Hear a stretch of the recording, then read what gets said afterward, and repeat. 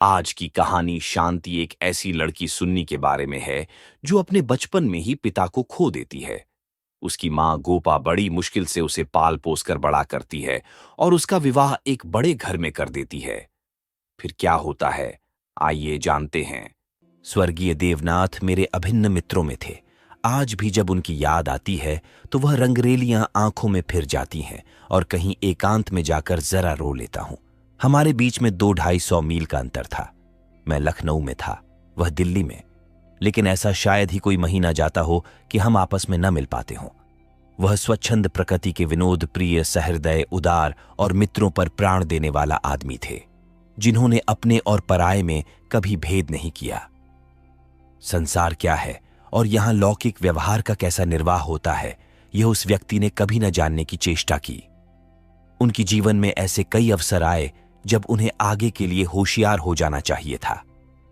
मित्रों ने उनकी निष्कपटता से अनुचित लाभ उठाया और कई बार उन्हें लज्जित भी होना पड़ा, लेकिन उस भले आदमी ने जीवन से कोई सबक लेने की कसम खा ली थी। उनके व्यवहार ज्यों के त्यों रहे। जैसे भोलानाथ जिए वैसे ही भोलानाथ मरे। जिस दुनिया में वह रहते थे वह निराली दुनिया थी, जिसमें संदेह, चालाकी और कपट के लिए स्थान न था। सब अपने थे, कोई गैर न था।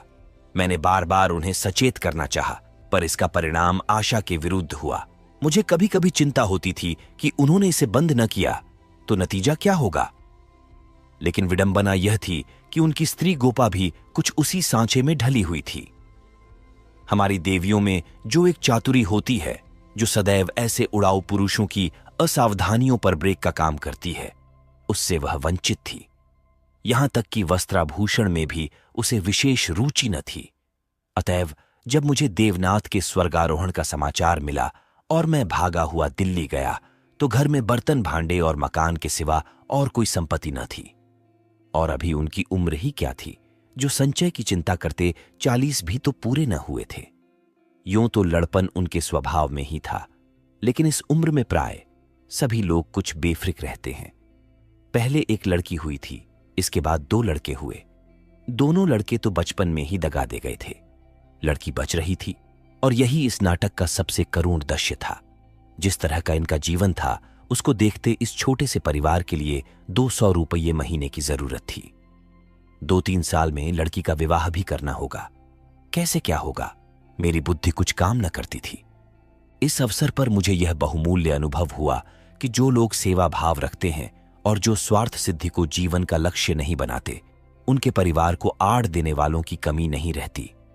ये कोई नियम नहीं है, क्योंकि मैंने ऐसे लोगों को भी देखा है जिन्होंने जीवन में बहुतों के साथ अच्छे सलूक किए, पर उनके पीछे उनके बाल बच्चे की किसी ने बात तक न पूछी।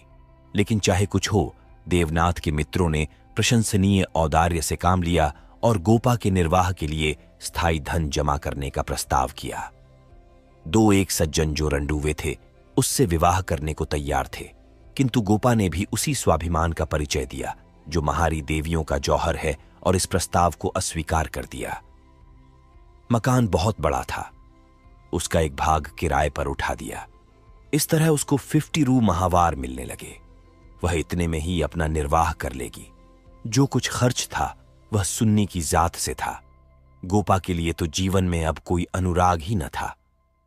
इसके 1 महीने बाद मुझे कारोबार के सिलसिले में विदेश जाना पड़ा और वहां मेरे अनुमान से कहीं अधिक 2 साल लग गए।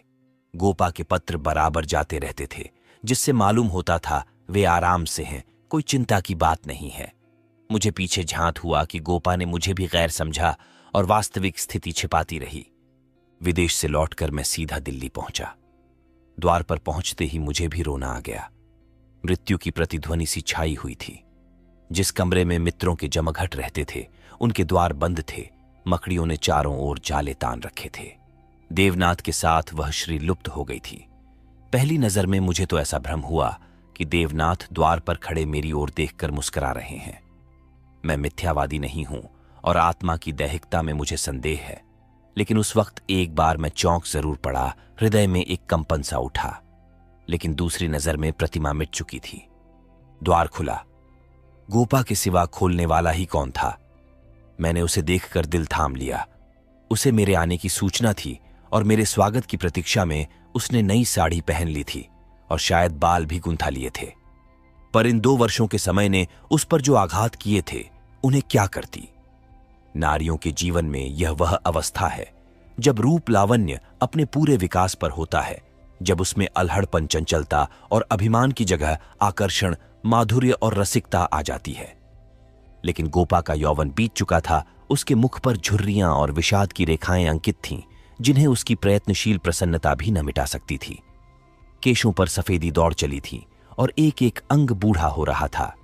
मैंने करुण स्वर में पूछा, क्या तुम बीमार थीं गोपा? गोपा ने आंसू पीकर कहा, नहीं तो, मुझे कभी सिर दर्द भी नहीं हुआ। तो तुम्हारी यह क्या दशा है? बिल्कुल बूढ़ी हो गई हो। तो जवानी लेकर करना ही क्या है? मेरी उम्र तो 35 के ऊपर हो गई।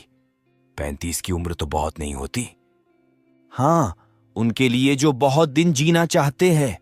मैं तो चाहती हूं जितनी जल्द हो सके जीवन का अंत हो जाए। बस सुन्न के ब्याह की चिंता है, इससे छुट्टी पाऊं। मुझे जिंदगी की परवाह न रहेगी। अब मालूम हुआ कि जो सज्जन इस मकान में किराएदार हुए थे वह थोड़े दिनों के बाद तब्दील होकर चले गए और तब से कोई दूसरा किराएदार न आया। मेरे हृदय में बरछी सी चुभ गई। इतने दिनों इन बेचारों का निर्वाह कैसे हुआ, यह कल्पना ही दुखद थी। मैंने विरक्त मन से कहा, लेकिन तुमने मुझे सूचना क्यों न दी? क्या मैं बिल्कुल गैर हूं?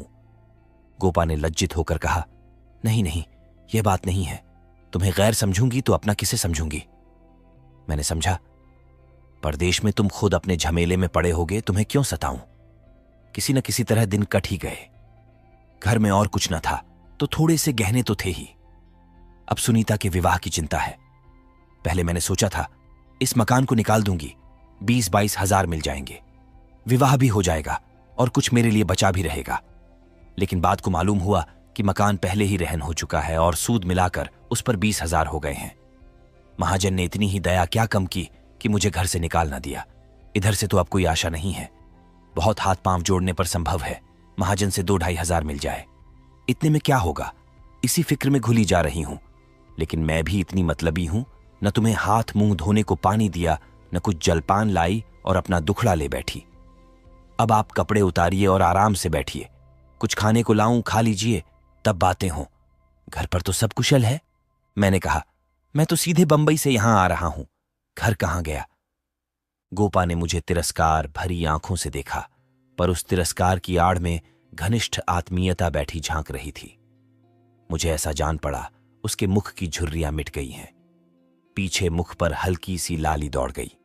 उसने कहा, इसका फल यह होगा कि तुम्हारी देवी जी तुम्हें कभी यहां ना आने देंगी। मैं किसी का गुलाम नहीं हूं। किसी को अपना गुलाम बनाने के लिए पहले खुद भी उसका गुलाम बनना पड़ता है।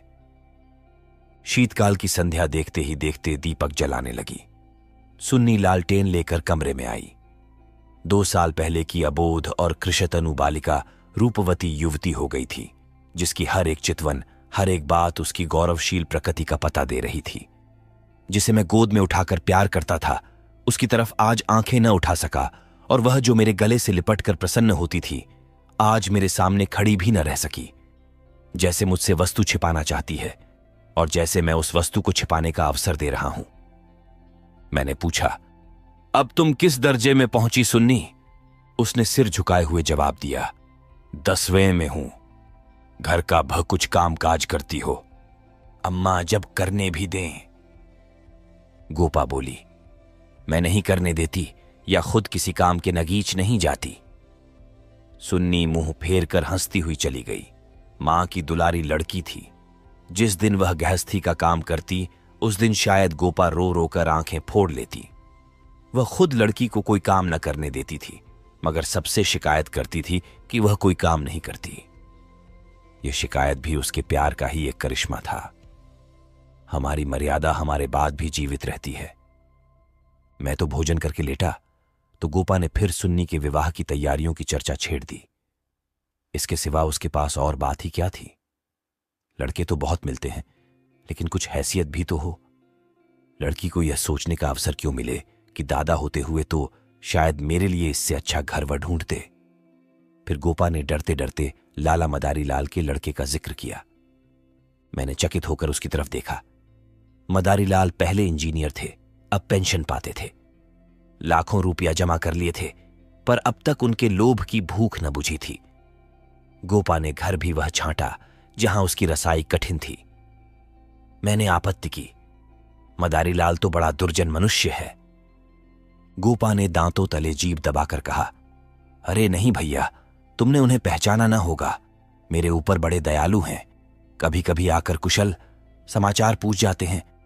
लड़का ऐसा होनहार है कि मैं तुमसे क्या कहूं। फिर उनके यहां कमी किस बात की है? ये ठीक है कि पहले वह खूब रिश्वत लेते थे, लेकिन यहां धर्मात्मा कौन है? कौन अवसर पाकर छोड़ देता है? मदारीलाल ने तो यहां तक कह दिया कि वह मुझसे दहेज नहीं चाहते, केवल कन्या चाहते हैं। सुन्नी उनके मन में बैठ गई है।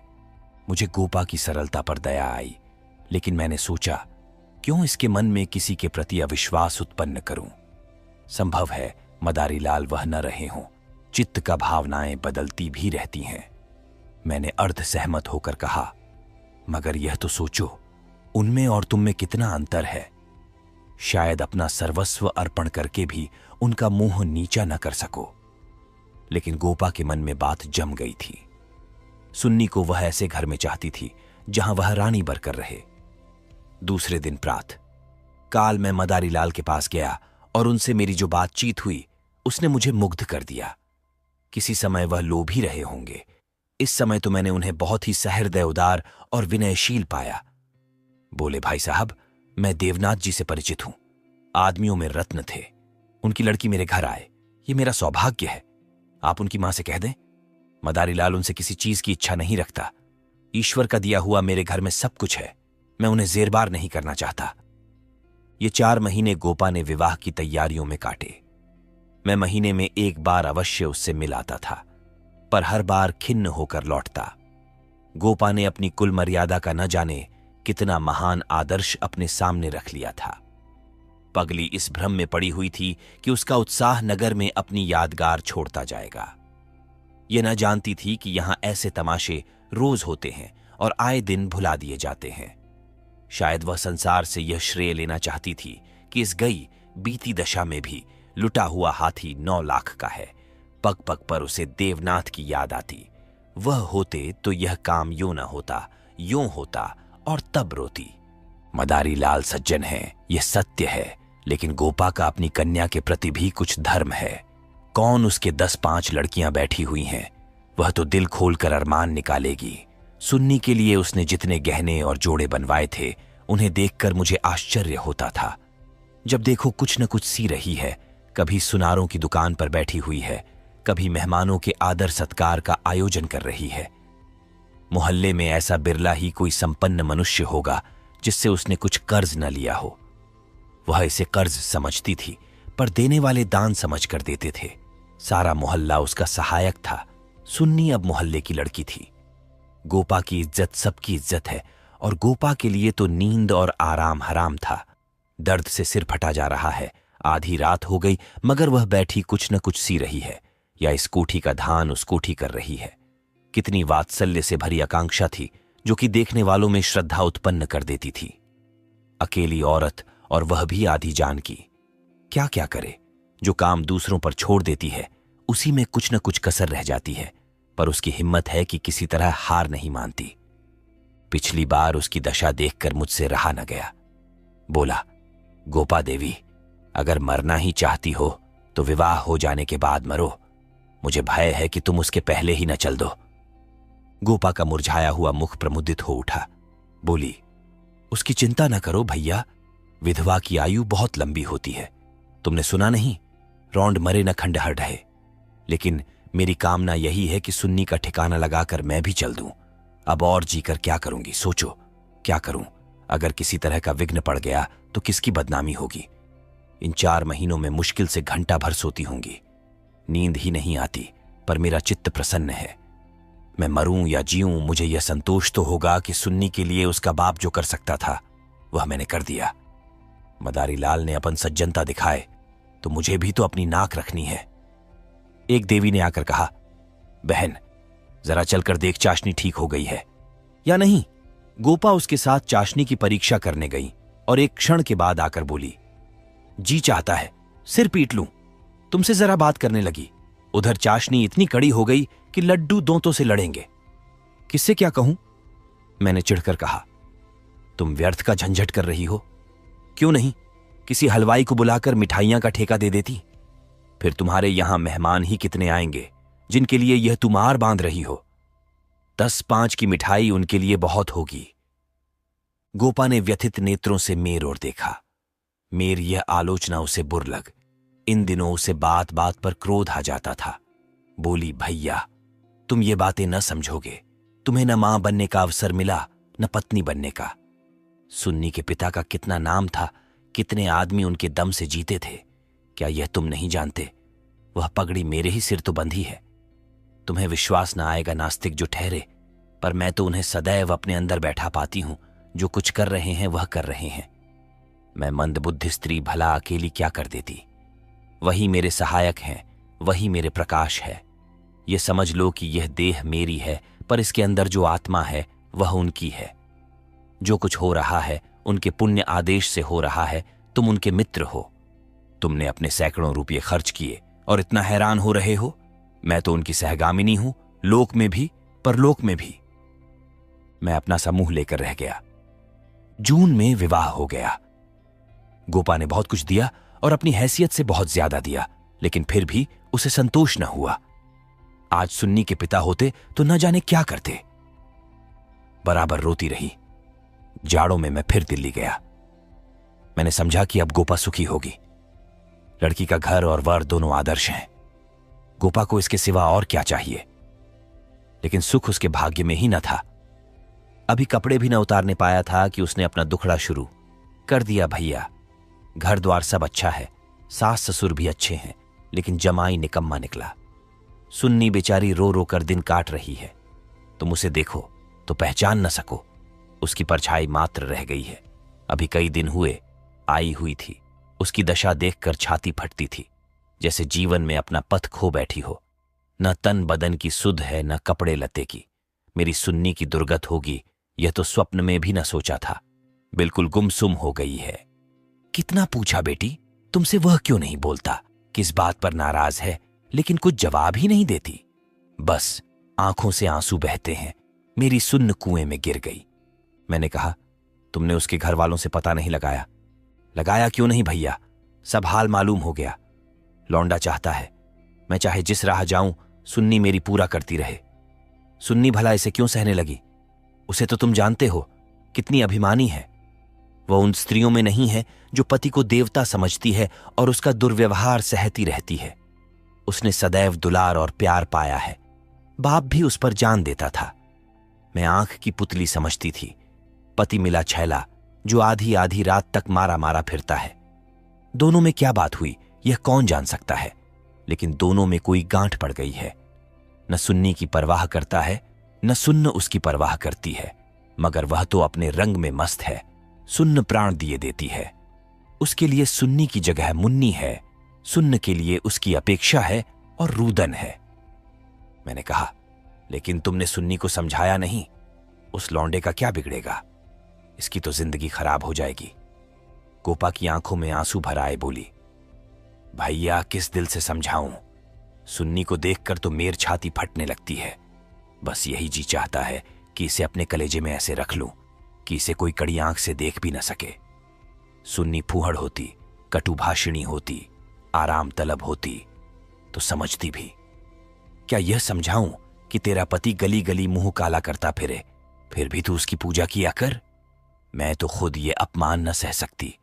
स्त्री पुरुष में विवाह की पहली शर्त यह है कि दोनों 16 आने एक दूसरे के हो जाएं। ऐसे पुरुष तो कम हैं जो स्त्री को जौ भर विचलित होते देखकर शांत रह सकें, पर ऐसी स्त्रियां बहुत हैं जो पति को स्वच्छंद समझती हैं। सुन्न उन स्त्रियों में नहीं है। वह अगर आत्मसमर्पण करती है तो आत्मसमर्पण चाहती भी है, और यदि पति में यह बात न हुई तो वह उसमें कोई संपर्क न रखेगी, चाहे उसका सारा जीवन रोते कट जाए। ये कहकर गोपा भीतर गई और एक सिंगारदान लाकर उसके अंदर के आभूषण दिखाती हुई बोली, सुन्नी इसे अब की यहीं छोड़ गई, इसीलिए आई थी। ये वे गहने हैं जो मैंने न जाने कितना कष्ट सहकर बनवाए थे। इसके पीछे महीनों मारी मारी फिरी थी। यूं कहो कि भीख मांगकर जमा किए थे। सुन्नी अब इसकी ओर आंख उठाकर भी नहीं देखती। पहने तो किसके लिए, सिंगार करे तो किस पर। 5 संदूक कपड़ों के दिए थे। कपड़े सीते सीते मेरी आंखें फूट गईं। ये सब कपड़े उठाती लाई। इन चीजों से उसे घृणा हो गई है। बस कलाई में 2 चूड़ियां और एक उजली साड़ी, यही उसका सिंगार है। मैंने गोपा को सांत्वना दी, मैं जाकर केदारनाथ से मिलूंगा, देखूं तो वह किस रंग ढंग का आदमी है। गोपा ने हाथ जोड़कर कहा, नहीं भरेया, भूल कर भी न जाना, सुन्नी सुनेगी तो प्राण ही दे देगी। अभिमान की पुतली ही समझो उसे, रस्सी समझ लो जिसके जल जाने पर भी बल नहीं जाते। जिन पैरों से उसे ठुकरा दिया है उन्हें वह कभी न सहलाएगी। उसे अपना बनाकर कोई चाहे तो लौंडी बना ले, लेकिन शासन तो उसने मेरा न सहा, दूसरों का क्या सहेगी।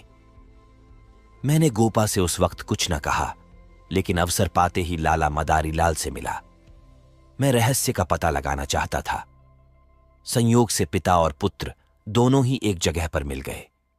मुझे देखते ही केदार ने इस तरह झुककर मेरे चरण छुए कि मैं उसकी शालीनता पर मुग्ध हो गया। तुरंत भीतर गया और चाय, मुरब्बा और मिठाइयां लाया। इतना सौम्य, इतना सुशील, इतना विनम्र युवक मैंने न देखा था। ये भावना ही न हो सकती थी कि इसके भीतर और बाहर में कोई अंतर हो सकता है। जब तक रहा सिर झुकाए बैठा रहा। उच्छृंखलता तो उसे छू भी नहीं गई थी। जब केदार टेनिस खेलने गया तो मैंने मदारी लाल से कहा, केदार बाबू तो बहुत सच्चरित्र जान पड़ते हैं, फिर स्त्री पुरुष में इतना मनोमालिन्य क्यों हो गया है। मदारी लाल ने एक क्षण विचार करके कहा, इसका कारण इसके सिवा और क्या बताऊं कि दोनों अपने मां बाप के लाडले हैं और प्यार लड़कों को अपने मन का बना देता है। मेरा सारा जीवन संघर्ष में कटा, अब जाकर जरा शांति मिली है। भोग विलास का कभी अवसर ही न मिला। दिन भर परिश्रम करता था, संध्या को पढ़कर सो जाता था। स्वास्थ्य भी अच्छा न था, इसलिए बार बार यह चिंता सवार रहती थी कि संचय कर लूं, ऐसा न हो कि मेरे पीछे बाल बच्चे भीख मांगते फिरे। नतीजा यह हुआ कि इन महाशय को मुफ्त का धन मिला। सनक सवार हो गई, शराब उड़ने लगी, फिर ड्रामा खेलने का शौक हुआ। धन की कमी थी ही नहीं, उस पर मां बाप अकेले बेटे। उनकी प्रसन्नता ही हमारे जीवन को स्वर्ग था। पढ़ना लिखना तो दूर रहा, विलास की इच्छा बढ़ती गई। रंग और गहरा हुआ, अपने जीवन का ड्रामा खेलने लगे। मैंने यह रंग देखा तो मुझे चिंता हुई। सोचा ब्याह कर दूं, ठीक हो जाएगा। गोपा देवी का पैगाम आया तो मैंने तुरंत स्वीकार कर लिया। मैं सुन्नी को देख चुका था। सोचा ऐसा रूपवती पत्नी पाकर इनका मन स्थिर हो जाएगा, पर वह भी लाडली लड़की थी, हठीली, अबोध, आदर्शवादिनी। सहिष्णुता तो उसने सीखी ही न थी। समझौते का जीवन में क्या मूल्य है, इसको से खबर ही नहीं। लोहा लोहे से लड़ गया। वह अभन से पराजित करना चाहती है या उपेक्षा से, यही रहस्य है। और साहब, मैं तो बहू को ही अधिक दोषी समझता हूं। लड़के प्राय मनचले होते हैं, लड़कियां स्वभाव से ही सुशील होती हैं और अपनी जिम्मेदारी समझती हैं। उसमें यह गुण है नहीं। डोंगा कैसे पार होगा ईश्वर ही जाने। सहसा सुन्नी अंदर से आ गई, बिल्कुल अपने चित्र की रेखा सी, मानो मनोहर संगीत की प्रतिध्वनि हो। कुंदन तप कर भस्म हो गया था। मिटी हुई आशाओं का इससे अच्छा चित्र नहीं हो सकता। उलाहना देती हुई बोली, आप जाने कब से बैठे हुए हैं, मुझे खबर तक नहीं, और शायद आप बाहर ही बाहर चले भी जाते। मैंने आंसुओं के वेग को रोकते हुए कहा, नहीं सुन्नी, यह कैसे हो सकता था, तुम्हारे पास आ ही रहा था कि तुम स्वयं आ गई। मदारी लाल कमरे के बाहर अपनी कार की सफाई करने लगे। शायद मुझे सुन्नी से बात करने का अवसर देना चाहते थे। सुन्नी ने पूछा, अम्मा तो अच्छी तरह है? हां, अच्छी है। तुमने अपनी यह क्या गत बना रखी है? मैं अच्छी तरह से हूं। यह बात क्या है? तुम लोगों में यह क्या अनबन है? गोपा देवी प्राण दिए डालती है, तुम खुद मरने की तैयारी कर रही हो। कुछ तो विचार से काम लो। सुन्नी के माथे पर बल पड़ गए। आपने नाहक यह विषय छेड़ दिया चाचा जी। मैंने तो यह सोचकर अपने मन को समझा लिया कि मैं अभागिन हूं। बस उसका निवारण मेरे बूते से बाहर है। मैं उस जीवन से मृत्यु को कहीं अच्छा समझती हूं जहां अपनी कदर न हो। मैं व्रत के बदले में व्रत चाहती हूं। जीवन का कोई दूसरा रूप मेरी समझ में नहीं आता। इस विषय में किसी तरह का समझौता करना मेरे लिए असंभव है। नतीजे में मैं परवाह नहीं करती, लेकिन नहीं चाचा जी, इस विषय में अब कुछ न कहिए, नहीं तो मैं चली जाऊंगी। आखिर सोचो तो, मैं सब सोच चुकी और तय कर चुकी। पशु को मनुष्य बनाना मेरी शक्ति से बाहर है। इसके बाद मेरे लिए अपना मुंह बंद करने के सिवा और क्या रह गया था। मई का महीना था। मैं मंसूर गया हुआ था कि गोपा का तार पहुंचा, तुरंत आओ, जरूरी काम है। मैं घबरा तो गया, लेकिन इतना निश्चित था कि कोई दुर्घटना नहीं हुई है। दूसरे दिन दिल्ली जा पहुंचा। गोपा मेरे सामने आकर खड़ी हो गई, निस्पंद, मूक, निष्प्राण, जैसे तपेदिक की रोगी हो। मैंने पूछा, कुशल तो है? मैं तो घबरा उठा। उसने बुझी हुई आंखों से देखा और बोल, सच? सुन्नी तो कुशल से है। हाँ, अच्छी तरह है। और केदारनाथ? वह भी अच्छी तरह है। तो फिर माजरा क्या है? कुछ तो नहीं? तुमने तार दिया और कहती हो कुछ तो नहीं। दिल तो घबरा रहा था, इससे तुम्हें बुला लिया। सुन्नी को किसी तरह समझाकर यहां लाना है। मैं तो सब कुछ करके हार गई। क्या इधर कोई नई बात हो गई? नई तो नहीं है, लेकिन एक तरह में नई ही समझो। केदार एक एक्ट्रेस के साथ कहीं भाग गया। 1 सप्ताह से उसका कहीं पता नहीं है। सुन्नी से कह गया है, जब तक तुम रहोगी घर में नहीं आऊंगा। सारा घर सुन्नी का शत्रु हो रहा है, लेकिन वह वहां से टलने का नाम नहीं लेता। सुना है केदार अपने बाप के दस्तखत बनाकर कई हजार रुपये बैंक से ले गया है। तुम सुन्नी से मिली थी? हां, 3 दिन से बराबर जा रही हूं। वह नहीं आना चाहती तो रहने क्यों नहीं देती? वहां घुट घुट कर मर जाएगी। मैं उन्हीं पैरों लाला मदारीलाल के घर चला। हालांकि मैं जानता था कि सुन्नी किसी तरह ना आएगी, मगर वहां पहुंचा तो देखा कोहराम मचा हुआ है। मेरा कलेजा धक से रह गया। वहां तो अर्थी सज रही थी। मोहल्ले के सैकड़ों आदमी जमा थे। घर में से हाय हाय की क्रंदन ध्वनि आ रही थी। यह सुन्नी का शव था। मदारीलाल मुझे देखते ही मुझसे उन्मत्त की भांति लिपट गए और बोले, भाई साहब, मैं तो लुट गया। लड़का भी गया, बहू भी गई, जिंदगी ही गारत हो गई। मालूम हुआ कि जब से केदार गायब हो गया था, सुन्नी और भी ज्यादा उदास रहने लगी थी। उसने उसी दिन अपनी चूड़ियां तोड़ डाली थीं और मांग का सिंदूर पोंछ डाला था। सास ने जब आपत्ति की तो उनको अपशब्द कहे। मदारीलाल ने समझाना चाहा तो उन्हें भी जली कटी सुनाई। ऐसा अनुमान होता था उन्माद हो गया है। लोगों ने उससे बोलना छोड़ दिया था। आज प्रातःकाल यमुना स्नान करने गई। अंधेरा था, सारा घर सो रहा था, किसी को नहीं जगाया। जब दिन चढ़ गया और बहू घर में न मिली तो उसकी तलाश होने लगी। दोपहर को पता लगा कि यमुना गई है। लोग उधर भागे, वहां उसकी लाश मिली। पुलिस आई, शव की परीक्षा हुई। अब जाकर शव मिला है। मैं कलेजा थाम कर बैठ गया। हाय, अभी थोड़े दिन पहले जो सुंदरी पालकी पर सवार होकर आई थी, आज वह 4 के कंधे पर जा रही है। मैं अर्थी के साथ हो लिया और वहां से लौटा तो रात के 10 बज गए थे। मेरे पांव कांप रहे थे। मालूम नहीं ये खबर पाकर गोपा की क्या दशा होगी। प्राणांत न हो जाए, मुझे यही भय हो रहा था।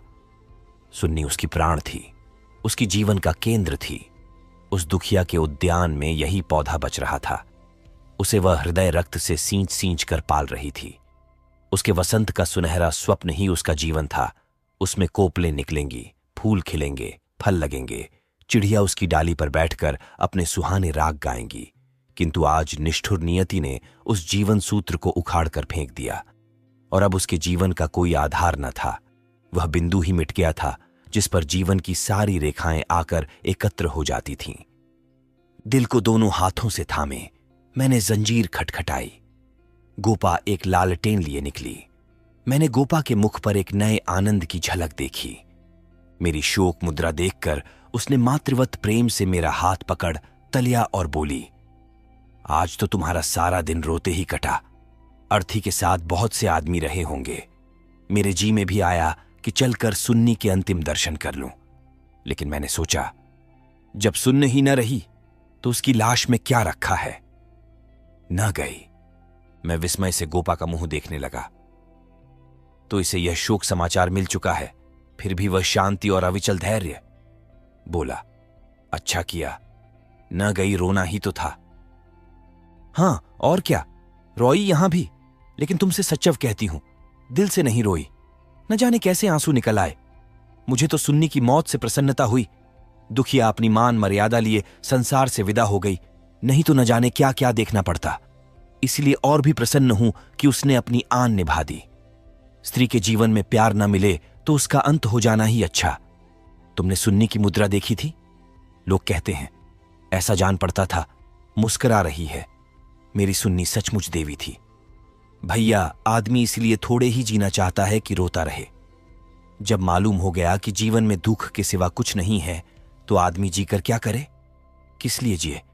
खाने और सोने और मर जाने के लिए? ये मैं नहीं चाहती कि मुझे सुन्नी की याद ना आएगी और मैं उसे याद करके रोऊंगी नहीं, लेकिन वह शोक के आंसू न होंगे। बहादुर बेटे की मां उसकी वीर गति पर प्रसन्न होती है। सुन्नी की मौत में क्या कुछ कम गौरव है? मैं आंसू बहाकर उस गौरव का अनादर कैसे करूं? वह जानती है, और चाहे सारा संसार उसकी निंदा करे, उसकी माता सराहना ही करेगी। उसकी आत्मा से ये आनंद भी छीन लूं, लेकिन अब रात ज्यादा हो गई है। ऊपर जाकर सो रहो। मैंने तुम्हारी चारपाई बिछा दी है, मगर देखे अकेले पड़े पड़े रोना नहीं। सुन्नी ने वही किया जो उसे करना चाहिए था। उसके पिता होते तो आज सुन्नी की प्रतिमा बनाकर पूजते। मैं ऊपर जाकर लेटा तो मेरे दिल का बोझ बहुत हल्का हो गया था, किंतु रह रहकर यह संदेह हो जाता था कि गोपा की यह शांति उसकी अपार व्यथा का ही रूप तो नहीं है।